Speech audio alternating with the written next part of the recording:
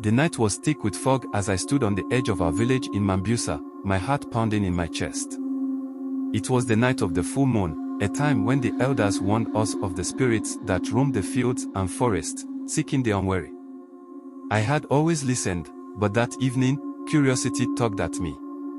What could harm a brave young man like myself? The fire crackled behind me, where my family and friends gathered, telling stories and sharing laughter. But I felt a pull toward the silent woods, where shadows danced like wraiths. As the voices faded into the background, I cautiously approached the tree line. That's when I heard it, a low, mournful cry echoing through the darkness. It wasn't the call of any animal I knew, it sent chills down my spine. Despite my better judgment, I walked deeper into the forest. The air grew colder, and an unsettling silence fell around me. Then, like a jolt of lightning, I saw her, a woman standing under a gnarled baobab tree. She wore a tattered white dress, her hair wild and tangled. Her eyes glowed with an otherworldly light. It was as if she was waiting for me. "Come closer," she whispered, her voice a breeze rustling the leaves. Against my will, I stepped forward. "I need your help," she said, her expression pleading. "The kingdom is in peril, and you are the only one who can hear me." I hesitated but felt drawn into her gaze. "What do you mean?" "There is a darkness rising in Mambusa. A curse has been placed upon the land, one that hungers for the souls of the living. The sacred grove has been disturbed, and with it, our protection has faltered." I began to tremble, recalling the tales of our ancestors that spoke of this very thing. The spirits of the land were not to be trifled with. "But what can I do?" I stammered. "Find the root of the grove. It lies where the river bends. It holds the power to break the curse."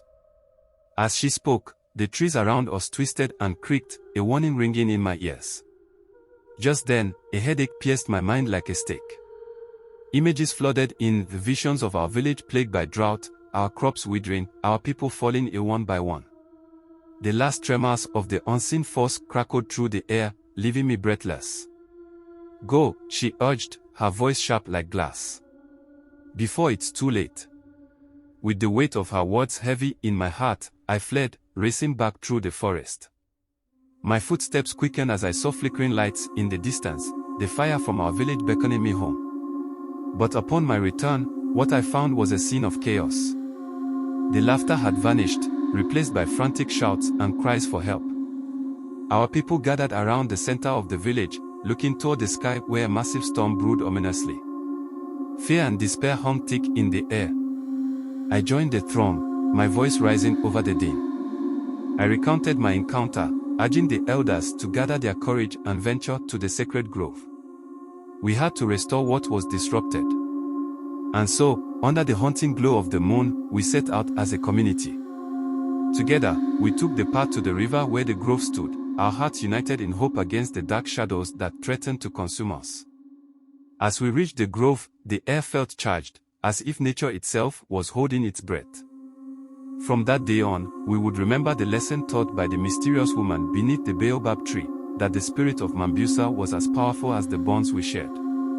With our unity and respect for the land, we would fight against the darkness, ensuring that our kingdom would not just survive, but thrive once more.